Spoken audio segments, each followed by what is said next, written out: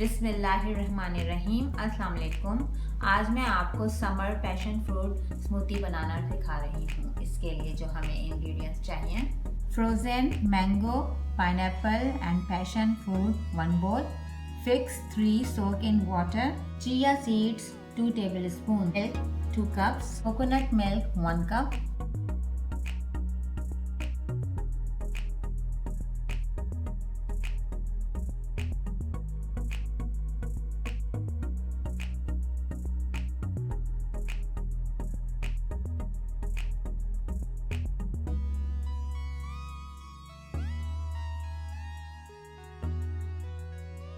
मज़ेदार summer passion fruit smoothie ready है। Enjoy करें।